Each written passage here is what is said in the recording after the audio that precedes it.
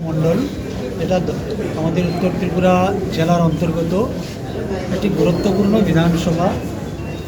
তো এই মণ্ডলে আজকে আমাদের কার্যকর্তাদের মধ্যে একটা পরিচয় পর্ব এখানে রাখা হয়েছে।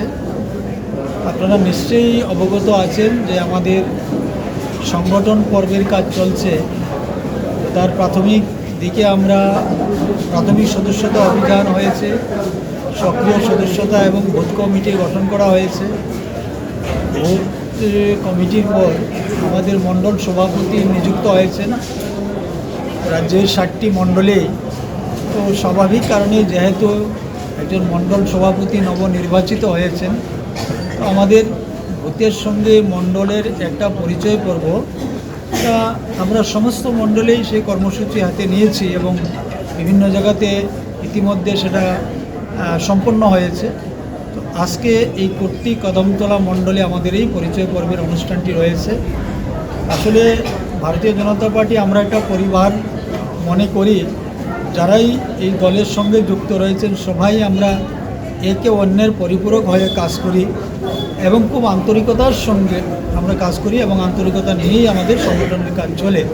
তো এই কর্তৃ কদমতলা মণ্ডলে আমাদের যিনি নবনিযুক্ত মণ্ডল সভাপতি হয়েছেন বিমল পুরকাইস্ত বাবু, ওনার নেতৃত্বেই আজকে এই হলে এই অনুষ্ঠানটি আমরা করতে চলেছি এবং আমাদের বিশ্বাস যে আগামী দিনে বিমল বাবুর নেতৃত্বে এই কর্তৃ কদমতলা মণ্ডল অনেক দূর এগিয়ে যাবে।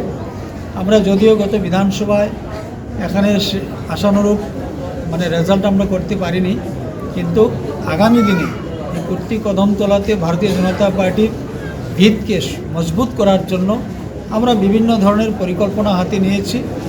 আর সবথেকে বড় বিষয় যেটা হচ্ছে এই কর্তৃ কদমতলা মণ্ডলের যারা শুভচিন্তক এবং ভারতীয় জনতা পার্টির শুভাকাঙ্ক্ষী রয়েছেন, যারা এই ত্রিপুরাকে আরও অনেক দূর এগিয়ে নিয়ে যাওয়ার জন্য যারা মানসিকভাবে প্রস্তুত রয়েছেন, ওনাদের প্রতি আমাদের আহ্বান থাকবে যে এই কর্তৃ কদমতলা কেন পিছিয়ে থাকবে, সেটাও যেন সারা দেশের সঙ্গে সারা রাজ্যের সঙ্গে এগিয়ে যায়।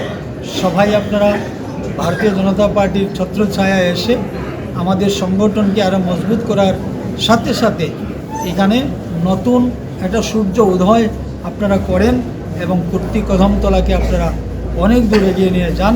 আমরা আমাদের সরকারের তরফ থেকে আমরা আপ্রাণ চেষ্টা করে যাচ্ছি, সংগঠনের তরফ থেকে আমরা এই এলাকার প্রত্যেকটা পরিবারের পাশে থেকে আমরা সহযোগিতা এবং সেবা করার আমরা মানসিকতা নিয়েই